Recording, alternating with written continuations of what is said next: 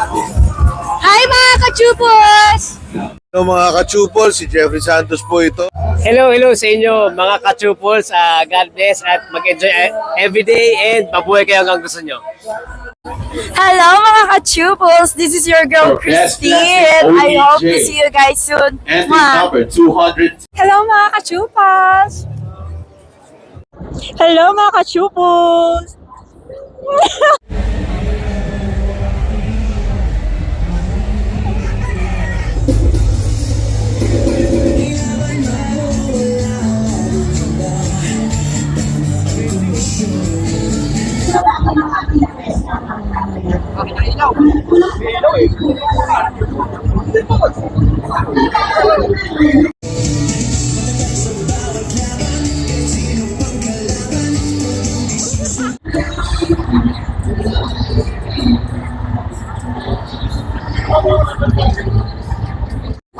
Layo nilang pinagpagod. Kasi layo na.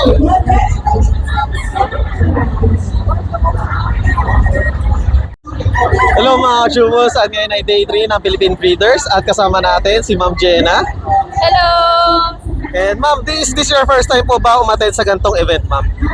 Actually hindi. May ilang beses ko na. And syempre ma'am, ano pala yung rine-represent nyo or anong booth kayo ngayon, ma'am? Palaban, Power Bet! And ano pala yung usual na inaano nila, ma'am, sa mga client po dito, ma'am? May pa-raffle promo sila. So, once na nag-avail sila ng worth 300 pesos na products nila, you will get one raffle entry. And then, ayun. And ma'am, ito yung usual na tinatanong natin sa mga model. Since when kayo nag-start as a model, ma'am? High school pa lang ako eh. Nagpa-part-time na ako. 16 years old pa lang ako. So, matagal na. Mga more than 5 years na. And ayun pala ma'am, regarding pala sa pagmamodel, ma'am, paano kayo napunta or paano kayo na-discover, ma'am? Actually, nag-start ako sa province eh. Batangas, Laguna. And then, nagkaroon ako ng opportunity na ma-offera ng isang brand dito sa Manila. And then yun, nagtuloy-tuloy na. Medyo dumami na rin yung mga friends kong model, mga sources. Kaya every time na may event, parang napapasama rin ako. Ganun. Eh, ayun pala ma'am, based on your experience, ano pala yung may papayo nyo na gusto rin mag-try ng ganito, ma'am? BA or pagmamodel? Mapapayo ko lang, be confident sa sarili ninyo. Kung sa tingin nyo hindi nyo kaya, huwag nyo isipin yun. Lagi nyo isipin na kaya nyo at laging lakasan nyo lang yung loob nyo. Huwag kayong panghinaan ng loob. Eh, syempre ma'am Jenna, dahil malapit na ang Pasko, ano pala yung Christmas wish nyo po ngayon? Pera! Pera talaga, okay. Pera! Siyempre, money is life. Eh, syempre ma'am, ano naman po ang New Year's resolution nyo po? Siguro mag-gain ng weight kasi sobrang, ang galing. So yeah, thank you Regarding sa ano ma'am, New Year's resolution, ano po yung ano nyo ma'am? More, sa ano ba? Kahit ano ma'am, anything. Siguro,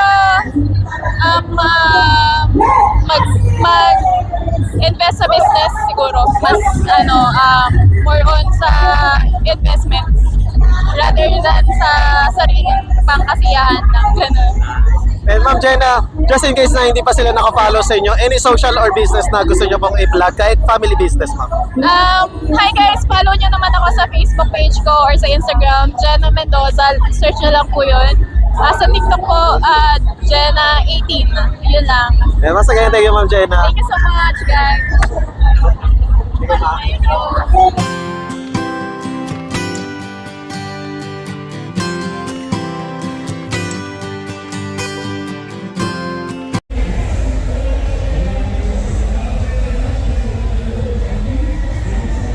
What's up mga kachupos? Hello mga kachupos, at ayun na last day na ng World Bazaar at